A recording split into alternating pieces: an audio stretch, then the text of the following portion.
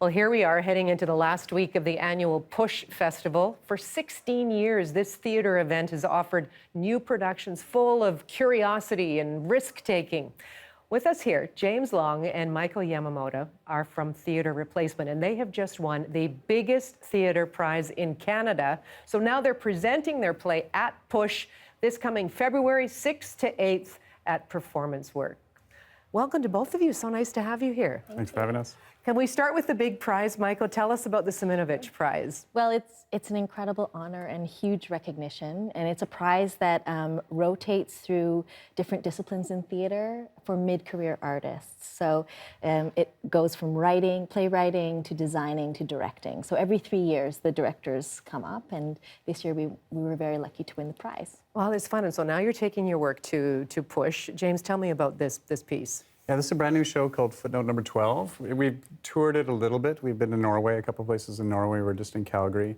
It's a co-production. Why Norway, can I say? It's a good question and a very easy answer. Okay. There's a co-producing company from Bergen, Norway. The director is from Norway, Andrea Sbrafico. He's an Italian now based in Bergen. And he came to me a couple of years ago saying, what would it be like to put an essay on stage? And I said, potentially really boring. Let's see what we can do.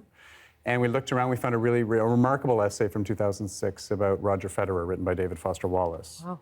And so we take that essay apart and talk about what it means to, really what it means to read and what it means to read something from 2006 now in light of all the different social movements that have happened. All right, so how would you describe your form of theater here? I see it's a very sparse set. How do you transfer essay to the stage? It was over 3 years. It took us 3 years of working inside of it. We went really raw at first and just read the essay. We said, well, that doesn't quite hold. And then we started to take it apart. So there's 2 or 3 different playing spaces. And the entire thing is modulated. My voice is modulated. I wear a lav. And Nancy Tam, a sound artist from Vancouver, plays with my voice constantly just to kind of represent the mediatized nature of reading and the experience of being in this world right now. Okay. So, Michael, from your perspective then, what does it mean to bring a play like this to PuSH? I mean, the whole idea of PuSH is to push pieces that people wouldn't normally see. You know, it's not the mainstream theater.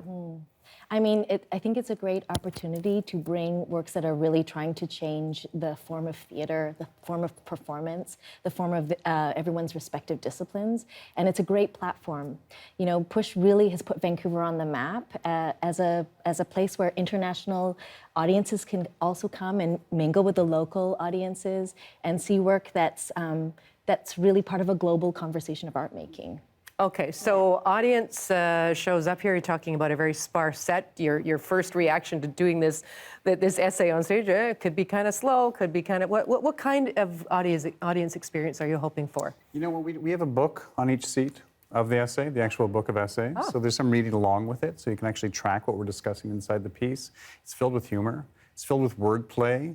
It has a wonderful sort of silliness to it, and at the end of it, we just try to land in this place of going, how do we read? How do we think about words? And can we define what an essay does to us individually or as a group of people? Okay, so once you get involved in something like this, completely immersed, are you already still working ahead to the next production, Michael? We're constantly sort of in production mode. Right now we have about 3 or 4 productions that are either on the road. But I would say for this particular production, James and Andrea are, you know, they're changing little things about it every presentation, whether it's for local context or just things that they're interested in finessing. So the kind of work we make is constantly in process. Excellent. Yeah. And dreams for the future, James? Dreams for the future, we'll just keep making. You know, the Mendelovich thing was such a nice honor and such a nice nod to what we've already accomplished and a nice boost to go What forward. comes with that in terms of just, you know, the spotlight on you, I guess? You get more There's some tangibles. There's certainly the prestige and there's some money. And also a big thing is that we get to hand over a significant amount of money to a local protege.